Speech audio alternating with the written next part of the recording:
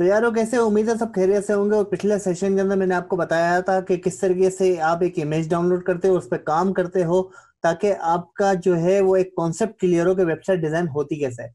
आज जो मैं बात करने वाला हूँ वो है rules of website designing. Website designing के लिए कौन से रूल्स अप्लाई होते हैं। और सबसे पहले शुरू करते हैं हम ग्रिड से। तो मैं इमेज खोल लेता हूँ अपने सामने ग्रिड से। कि आपके सामने ग्रिड एक चीज होती है जो कि बेसिकली इस तरीके से दिखती है। मैं आपको ग्रिड भी खोल के दिखा देता हूँ। मेरे पास एक ग्रिड बनी हुई है, मैंने बनाई हुई है, और ये ग्रिड है, ये देख रहे हैं, ये जो लाइंस हैं ये ग्रिड है। अब ये ग्रिड काम किस तरीके से करती है वो मैं आपको बताता हूँ।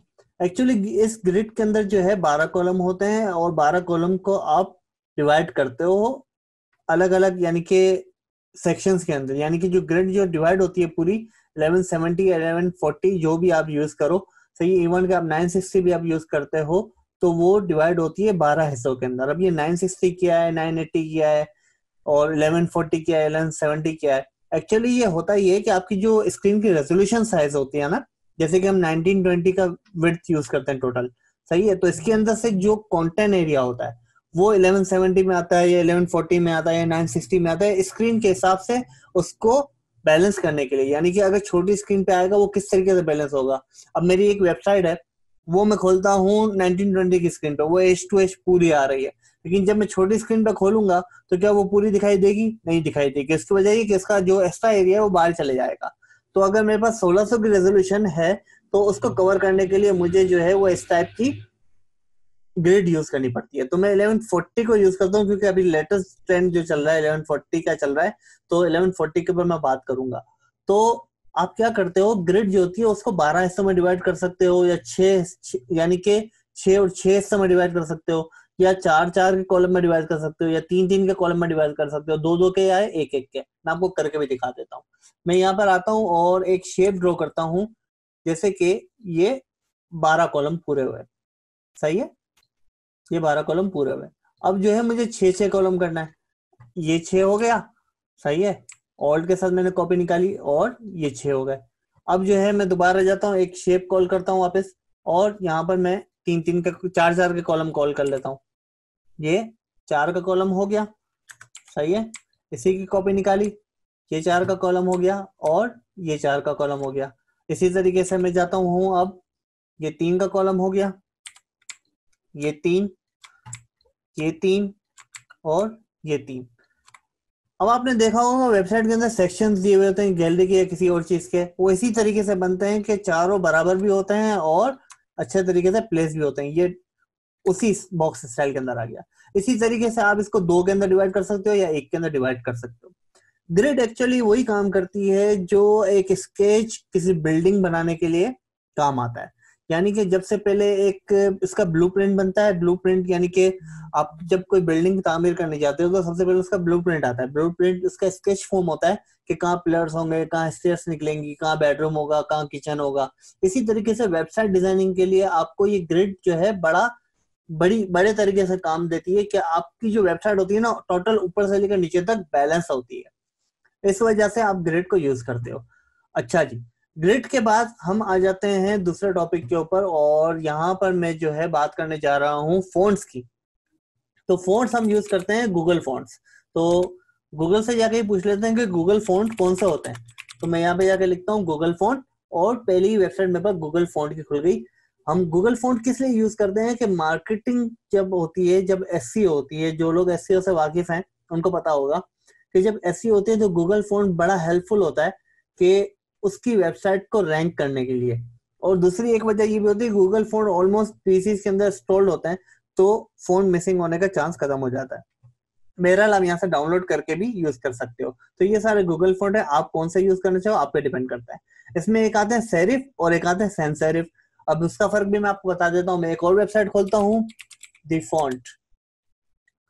दी फॉन्ट में मैं जाता हूँ, और यहाँ पर जो है बेसिक फोन की दो टाइप्स हैं, सैंस सेरिफ और सेरिफ। सैंस सेरिफ क्या होता है? सैंस सेरिफ वो फॉन्ट होते हैं जिसके एजेस नहीं होते, जो सीधे सीधे होते हैं। ये देख रहे हो कहीं भी एजेस नहीं आ रहे। जैसे आके आप ये सारे फोन्स जो है बिल्कुल बगैर एज के आप यूज कर सकते हो। लेकिन इसके बरअक्स अगर मैं सेरिफ यूज करूंगा, तो सेरिफ देखो किस टाइप के होते हैं, जिसकी नोकें निकली हुई होती हैं। टाइम रोमन टाइप के जो फोन्ट्स होते हैं ना, जिनकी नोकें निकली हुई होती हैं, वो सेरिफ के अंदर आते हैं। तो ये चीज आपको जानना बहुत जरूरी है।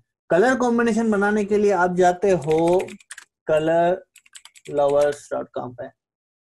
colorlovers.com के ऊपर यहाँ पर जाते हो तो आपको पैलेट्स मिल जाते हैं कि आप एक थीम को किस तरीके से पैलेटाइज करते हो, यानी कि कौन से कलर थीम आप यूज करते हो। फैशन से रिलेटेड अगर आपको चाहिए तो फैशन से रिलेटेड आपको यहाँ पे सारे सारे कलर थीम मिल जाएंगे। अव्वल तो जब आप वेबसाइट बना रहे होते हो तो जो कलर थीम होती है वो आप लोगों से पिक करते हो, सही है। और इसके बाद अगर आपको third party colour theme use करनी है तो आप यहाँ से आके कलर थीम बनाते हो। अच्छा, एक चीज का बड़ा ख्याल रखिएगा कि जब भी कोई वेबसाइट बनाओ तो कलर जितना कम यूज हो उतना अच्छा है। 2 कलर या ज्यादा से ज्यादा 3 कलर। अब मैं आपको बताता हूँ क्यों। अगर आप मल्टीपल कलर यूज करोगे तो प्रॉब्लम ये आएगा कि आप की वेबसाइट जो है ना थोड़ा गोला गंडा फील होना शुरू हो जाएगी। तो आपके पास हेडिंग्स होती हैं, इसके बाद सब हेडिंग होती है, पैराग्राफ होता है, सब पैराग्राफ होता है, सही है, कॉल टू एक्शन बटन्स होते हैं। तो उन सबको मैनेज करते हुए आपको चलना पड़ता है। और जितने कम कलर यूज होंगे उतना ज्यादा अच्छा रहता है कि आपका वेबसाइट जो है बहुत ही एक बहुत फ्रूटफुल रिजल्ट प्रोड्यूस करता है। तो हम एक काम और करते हैं कि हम वेबसाइट पे जाते हैं और यहाँ पर जाके लिखते हैं गूगल पे कि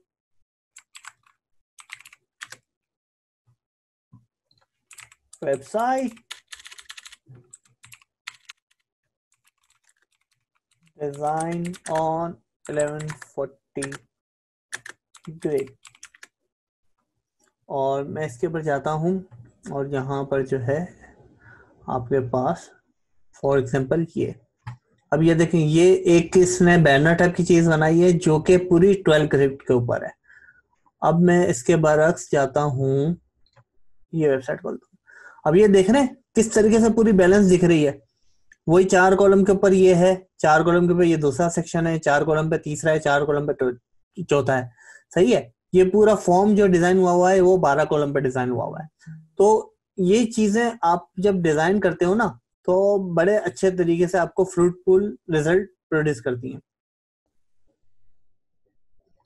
और इस इमेज को मैं यहाँ पर ऑन कर लेता हूँ।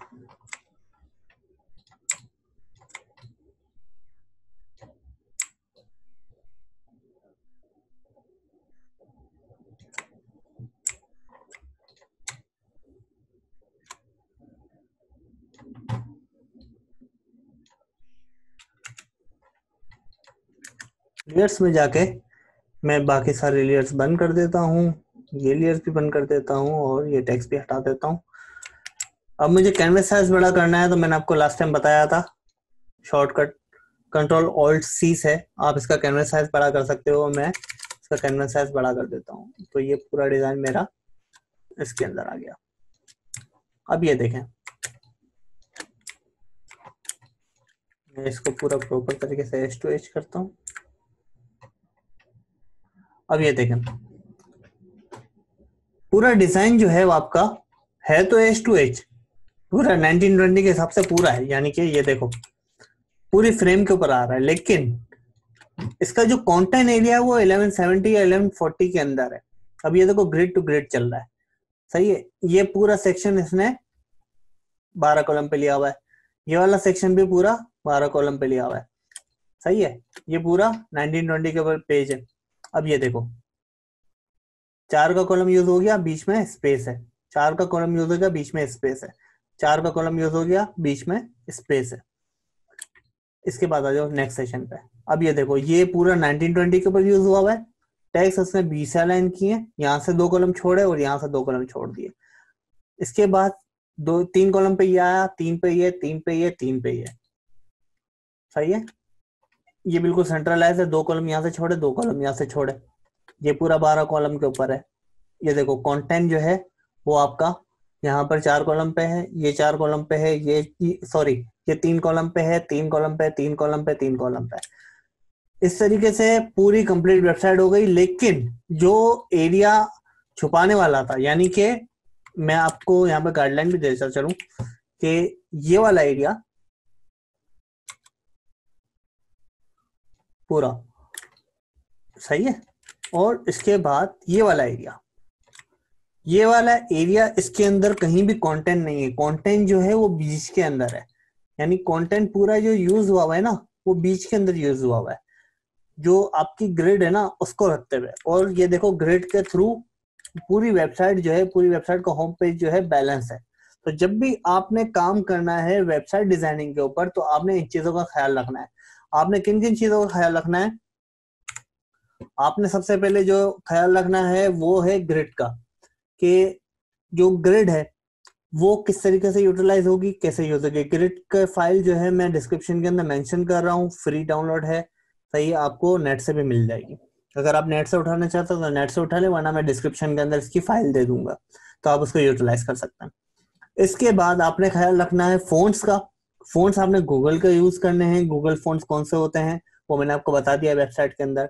इसके बाद मैंने आपको बताया कलर कॉम्बिनेशन कहाँ से बनते हैं, लोगो से बनाओगे। लोगो से आपको अगर नहीं मिलता, थर्ड पार्टी चाहिए, तो कलर लवर्स पे चले जाओ या एडोब के कलर पे चले जाओ, बहुत सारी साइट्स आपको अवेलेबल है इस तरीके से। इसके बाद आपने ख्याल रखना है कि आपकी चीज जो है ऊपर से लेकर नीचे तक बैलेंस हो, यानी कि फॉर एग्जाम्पल मैं ग्रिड खोलता हूँ, कंट्रोल और कॉलन से ग्रिड खुलती है और बंद होती है, ये खुली ये बंद, खुली बंद, ये खुल गई, सही है। फॉर एग्जाम्पल मैं एक साइज लेता हूँ, ये मैंने एक बैनर ले लिया फॉर एग्जाम्पल, सही है। इसके नीचे जो है वो मैं बनाने जा रहा हूँ अलग अलग सेक्शन। अब ये देखो, अब ये देखो, ये मजा नहीं कर रहे, इन सबको अलाइन होना चाहिए। अगर ये आगे पीछे हो भी जाए तो आप सबको सेलेक्ट करेंगे और ये टॉप का दबा देंगे, सब इक्वल हो गए, पहली चीज। दूसरी चीज, अब इसके नीचे अगर आप एक और सेक्शन बना रहे हो, अव्वल तो आपको ये पिंक कलर का जो निशान नजर आ रहा है बीच के अंदर 34 पिक्सल, वो आपको गाइड कर रहा है कि जितना स्पेस यहाँ पर है उतना स्पेस यहाँ से, लेकिन अगर यहाँ पर हो जाता है तो आप इसको कैसे मैनेज करोगे, सही है। फिर इसके बाद एक और कॉपी निकालनी है, उसको आप यहाँ पे रख देते हो, लेकिन मसला ये है कि ये तो इक्वल आ रहा है, ये भी इक्वल आ रहा है, लेकिन बीच में इतना गैप है। तो उसका तरीका ये है कि आप यहाँ पे जैसे ही लेके आओगे ना, तो आपको ये ऑटोमेटिकली ग्रिड बता रही होगी बीच में जो ये आ रहा है 34 पिक्सल का पिंक कलर का, वो आपको गाइड कर रहा है कि इसका स्पेस जो है वो इक्वल है। इवन दो कि आपको अगर कस्टम जाना है तो आप क्या करोगे, अब जैसे ही आपने ड्रॉ कर दिया, अब ये बिल्कुल एज टू एज लगे हुए, आपने क्या किया, आपने बिल्कुल एज टू एज लगा दिया, एक पिक्सल नीचे करोगे तो ये बीच में से वाइट नजर आना शुरू हो जाएगा। अब क्या करते हो, आप शिफ्ट दबाते हो और डाउन एरो दबाते हो, इसका मतलब ये हुआ कि ये 1 2 3 4 5 6 7 8 9 10 पिक्सल नीचे आया। शिफ्ट दबा के जब नीचे लेके आओगे तो ये 10 पिक्सल का गैप देता है, सही है। तो अब क्या है, अब जैसे कि आपने काम करना है ना, तो आपने इन चीजों का ध्यान रखना है। तो आज के लिए इतना ही।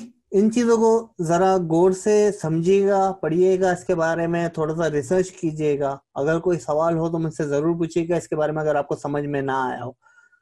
क्या क्या चीजें जरूरी है, ग्रिड, ग्रिड के बाद आपको बहुत ज्यादा जो जरूरी है वो है टाइपोग्राफी, टैक्स। इसके बाद आपको जरूरी है कलर कॉम्बिनेशन, सही है। फोन्ट्स कौन से होने चाहिए, गूगल फोंट होने चाहिए। तो ये सारी चीजें से मिलके एक अच्छी वेबसाइट बनती है।